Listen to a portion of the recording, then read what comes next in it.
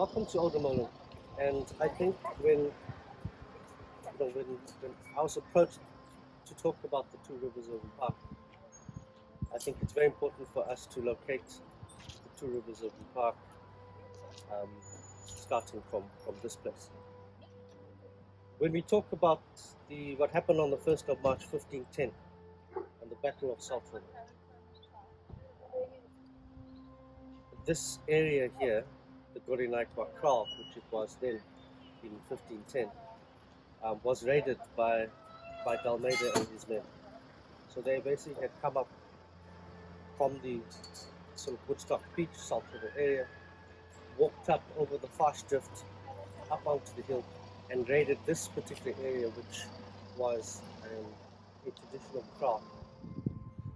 They were met by the standing army that had the most extraordinary relationship with their cattle, a spiritual, symbiotic relationship with cattle, where the cattle formed a phalanx and pushed the Portuguese regiment basically into the sea, onto the beach, and then proceeded to destroy, the army with the use of bows, arrows, stones, and sticks. They navigated these animals through the use of whistles and kicks, and the Portuguese soldiers that had survived that have written very clearly in the Portuguese archives that the cattle fought like men.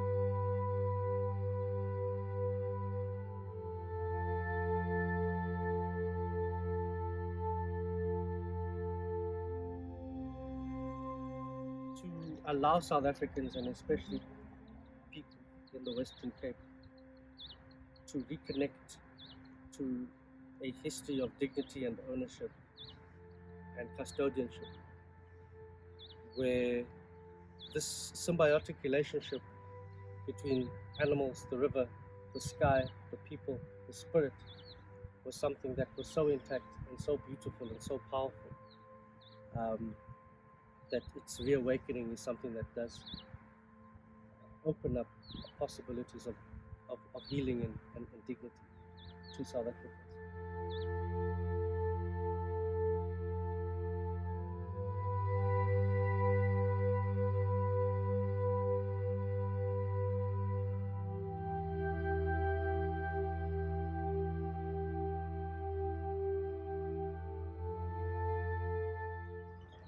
It's the fact that the first Muslim slaves, the first agricultural slaves, were deployed here on the embankments of the Lisbeth River and the Black River in 1657.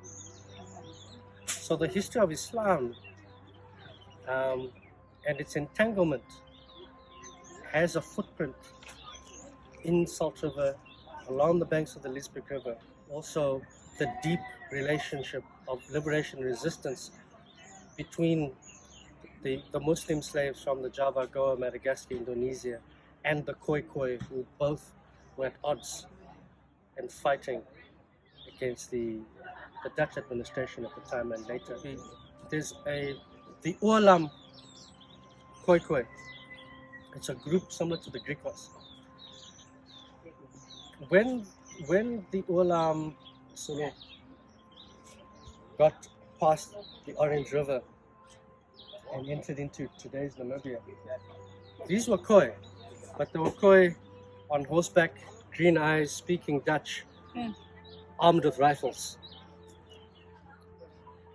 So we're talking about another kind of history of complexity and intermingling between the Dutch and the Khoi. But moving on to the Olam, what's very interesting about the Olam is that the family name of the Olam tribe is Ishmael. So when you go to Namibia and you see some of the groups that are there because of the exile from the Western Cape over a period of a couple of hundred years, you'd find that some of the endemic royal names, family names, are some like Ishmael. So where does Ishmael come from? Comes from here.